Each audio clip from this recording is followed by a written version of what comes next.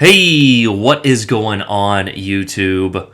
Aaron here. We are back, ladies and gentlemen. I hope you guys are having a fantastic Monday here. I was actually in the middle of making a different video when I briefly popped into the World of Warships Legends official live stream here, and they mentioned that they dropped the teaser trailer for their next campaign. And well, of course, we went to look at it, and as predicted, it is the Michelangelo here, so we're going to, of course, review that ship once again. A very unique ship that I think is going to be it's going to have a certain fun factor, but as I mentioned in the comments, and you guys go comment on my comment there, I hope she's fun, I hope she's balanced, but I have a feeling a majority of the player base isn't going to like this ship.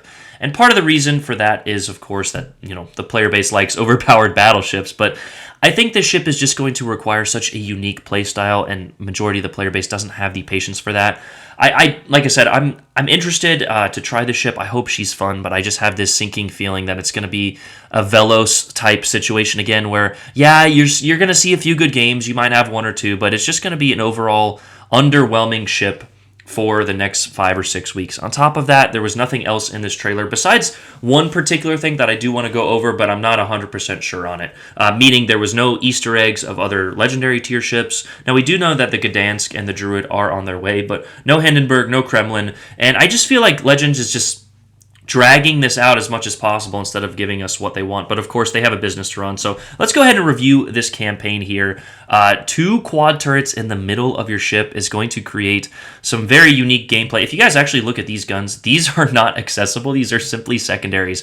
However, Wargaming, and here are your main turrets there. You will have to give up a good amount of angle in order to use them, but I believe her armor is going to be in a pretty good little package here, so you can, shoot, open up a little bit of angle, and then cut it back, and I don't know. She's going to be, like I said, interesting and unique for sure, but what I was saying is I believe Wargaming has the opportunity to do something very unique and very fun, even for their Legends version of the game. If they gave us access to these turrets, I guarantee you would sell double the amount of ships than you would if you don't. Now, we don't know anything about this ship. They might, but as it stands, and I believe the way it is on PC, you don't have access to these guns here. You only have access to those 2.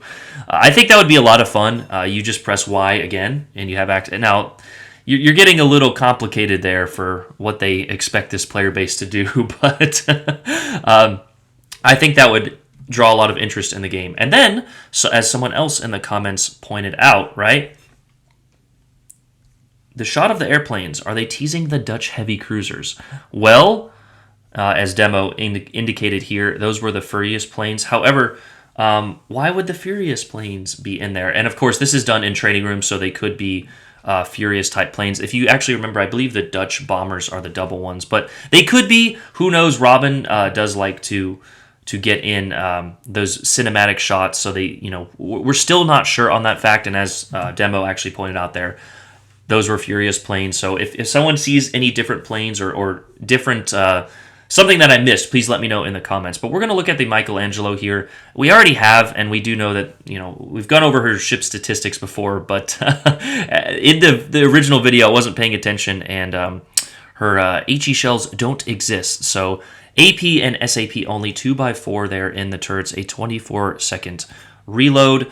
I think the SAP is going to be a lot of fun to just mash up different, the bows of different battleships and things like that. With the pen you get on 320, you should pen pretty much everything except for maybe the main armor build. And you might even be able to Citadel things like the Mino or Neptune, or because SAP can only penetrate 1 plate of armor, but you can still Citadel ships, of course, with only that Citadel belt. But again, a very unique playstyle, as you can see. And as we mentioned, the guns are in the middle of the ship there, so you will have to give up significant angle. Like we've mentioned, these are only secondaries. However, on PC, she does get a decent secondary range, 6.95 kilometers there base. So with our commanders, and you could, meme us, if we get that range, you could meme maybe a battleship commander to get further secondary range there.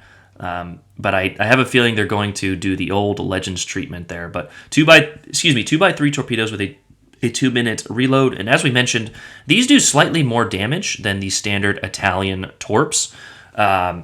However, you do lose a lot of your range, so you're not going to be throwing out those floating sea mines. And they're actually not sea mines because they go 72 knots. So a fast, potential advanced flanking ship that is going to be wanting to get in close.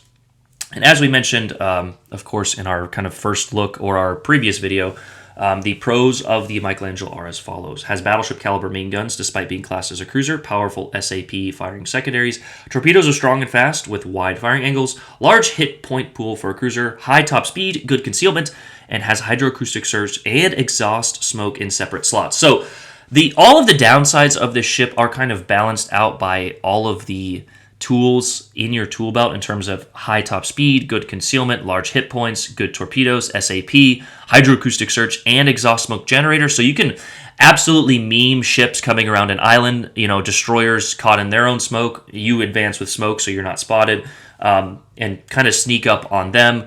However, like I mentioned, I don't think the player base is going to find this ship fun. Who knows? I could be wrong. I don't think I am, but we'll go over the cons here. Horrible firing angles. Must sail near broadside to unmask both main turrets. Only 3 torpedo. God, I can't talk right now. Only 3 torpedoes per side. No HE. Neither main guns nor secondaries can start fires. SAP secondaries lose a lot of effectiveness against heavily armored targets. As a cruiser, Michelangelo lacks captain skills, and that's kind of what we're talking. Mentioned earlier with the battleship commander, you'd have to lose out on certain cruiser traits to make those secondaries effective, essentially. Now, of course, you can do it, but maybe they'll release a commander. I don't know. There will be another Azure Lane, Blue Archive, anime, giant boobied wave that has this very unique commander, which is kind of exclusive for the Michelangelo. Who knows? Huge Citadel block rises above the waterline and nose and aft are only 25 millimeters. So, again, it's Legends is a game of balances, right? If you have big guns, you're typically slow sometimes. Each ship has its own unique traits, pros and cons on both sides there to balance it out. There's no true OP ship. You can counter pretty much everything. Now, certain ships, there are definitely ships that are stronger than others, but I think this ship is going to be fun. I just don't think it's going to be...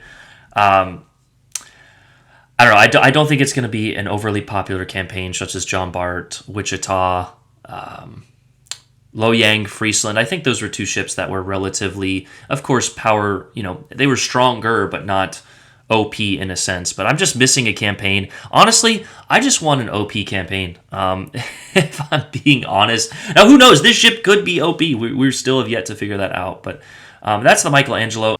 I did want to briefly go over the ships of the Netherlands here, although I don't think they will be arriving in this update as based off of the comments on that video. However, they could, who knows? And eventually we will get the Dutch cruiser line, or the Dutch heavies here. And I think they're going to be a lot of fun. I just don't think they're going to be that impactful without, an aimless carrier player going against you. I like the airstrikes. They are fun. I just don't think that they're... The airstrikes offset the lack of DPM that you get. So 203 millimeter guns here at tier 7. If you can think of the Baltimore, the Hipper there, you get like a 9-second reload. So a 15-second reload is just not going to be able to do a lot. Now, you do get decent HE chances. And like I said, if you can get ships to push into you, those airstrikes can certainly be effective.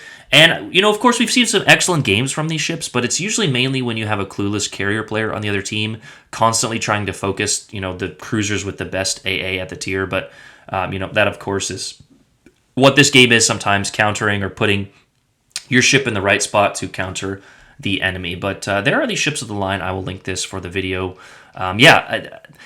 I don't know. You guys let me know what you think of this upcoming campaign. We, of course, gets patch notes later this week. But that's going to do it for me for today. Hope you guys have a great Labor Day or Monday, wherever you're at in the world. Love you guys.